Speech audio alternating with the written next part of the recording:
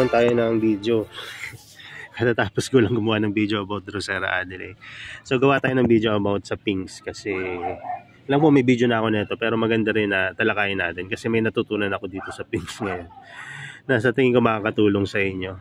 So ang pinks talaga, ayan, napakadali niyang paramihin, alagaan. Kaya lang minsan, sa daling alagaan, minsan na kumbaga nakakalimutan natin yung basic, no? Ang pingikula, hindi talaga nila gusto yung masyadong matubig. Unless may mga pingikula na talagang gusto sa tubig talaga, di ba? So, siyempre John. Pero sa pag-aalaga namin dito, mas safe talagang alagaan yung pingikula sa moist lang at hindi masyadong basa. Mas healthy sila dun eh. Ayan. So, ang pingikula, napakadali rin paramihin yan. No, leaf pullings lang, no, sapat na para maparami mo ang pingikula. No, at sa isang leaf pullings, minsan more than one plant yung tutubo dyan. Sa isang leaf So, biruin nyo, kung sa dami ng leaf ng pingikula, ang dami yung magiging pinks, no? Lalo na itong pingikula primuliflora. Itong pingikula primuliflora, napakadaling paramihin ito. At hindi na siya kailangan pang i-propagate minsan dahil tinutubuan na siya na napakaraming mga anak sa paligid niya. So, akit tayo dito sa taas. Baka meron tayong sample Pakita ko sa inyo. Ito tulad na ito. So, ayan o. Hindi ko na pin-propagate yan. Kusa na lang silang kumalat yan. So, ayan. Ang dami nang kasing nabili. Noong nakaraan talagang, pero mo sa isang araw, may 10 nabiling pingikula. May nagpost siguro magandang pingikula at nabudol sila. Pero bihira na ako magpost sa mga groups, no. Ayan. Ayan, napakadaling alagaan ng pinks, no. Parang Adelaide rin siya. Pero itong pinks, no, kasi ang Adelaide, bihira naman tubuan yan sa mga sa mga leaf, no, pagka nakakapit pa sa mother plant. Pero itong pingikula, once na dumapo yung leaf niya sa lupa, nagbibigay na agad siya ng mga maliliit na plantlets. Ayan. Wala lang akong may sample kasi na-ibenta ko na yung mga nasa video natin ng mga nakaraan, no, di ba?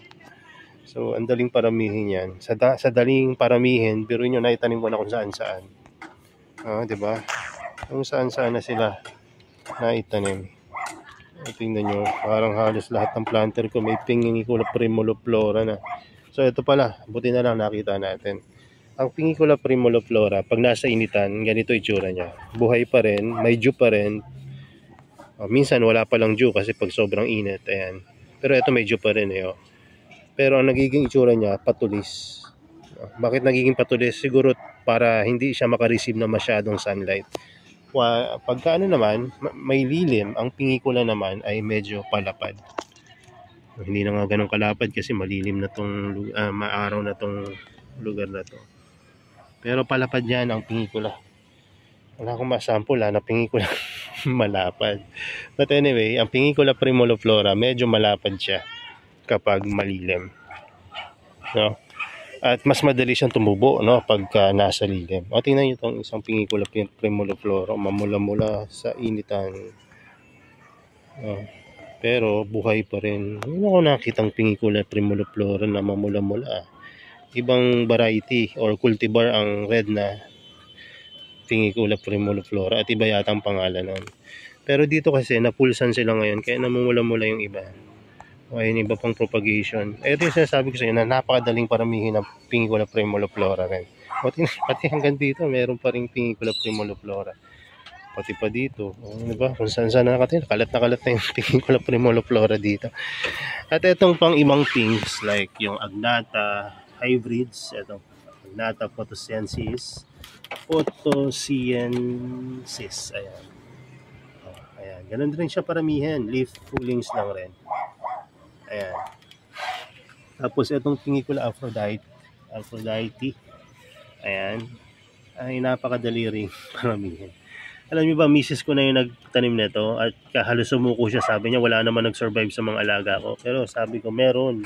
Hindi mo lang napansin. Kahit na natunaw na yung buong leaf, tinubuan naman siya at may natirang mga plantlets, no?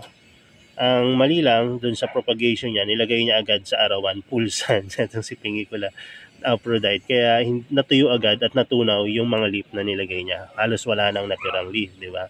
Pero may mga natirang maliliit na mga Pingicula Aphrodite. Pero dahil nililim natin siya, dati nakalagay siya sa lugar na ganito. Ayan, dito. Mismo, dyan mismo nakalagay. Init na init dyan. Tapos hindi pa naka-water tray. Kaya mabilis na tunaw. At iilan lang yung mga leaf ng Pingicula Aphrodite kapag nasa initan. So, siguro, way nila yon para makareceive ng mas maraming sunlight. And umilag rin sa masyadong init. Nagpuproduce sila ng maraming leaf kapag nasa lilim. At kapag nasa arawan, less leaf naman yung makikita nyo sa kanila. So, ano yung matututunan natin doon? Kung gusto nyo syempre na mas maganda at mas maraming leaf na Pingicula, ilagay nyo siya sa shaded na nasikatan ng morning sunlight para gumanda rin tulad nito. So, ayan. So, hindi ko na siguro pahabain masyado tong video na to about sa Pingicula. Pero, isummarize natin at bigyan natin ng mga basic na pamamaraan para hindi naman malito yung ating mga manonood ng video na to about sa Pingicula. So, tatlo ulit, no? Ano ba yung medium na pwede sa Pingicula? Ang medium ng Pingicula ay pwedeng pure sphagnum moss, pwede ring sphagnum moss and perlite. Ayan.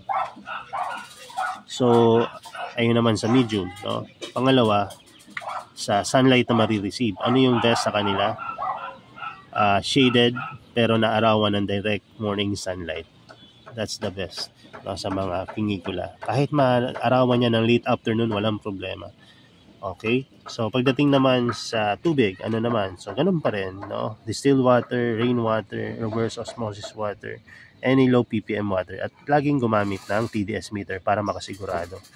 At sa pagdating naman sa temperature, no, gusto ng Pingicula yung medyo malamig na lugar. Pero kung wala talaga, okay na ilagay mo siya sa lilim. At lagyan mo ng mga non-carnivorous or carnivorous plant na medyo mas malalaki sa kanya para malesen yung init at mag-increase yung humidity. So, yun lamang ang ating may share pagdating sa Pingicula. At isa rin yan sa pinakamadaling alagaan na carnivorous plant and very good sa mga beginner na nag-aalaga nito. So, yun lamang muna. And sana may natutunan kayo sa pag-aalaga ng mga things butterworts, no, or Pingicula. Ayan. So, God bless and bye-bye.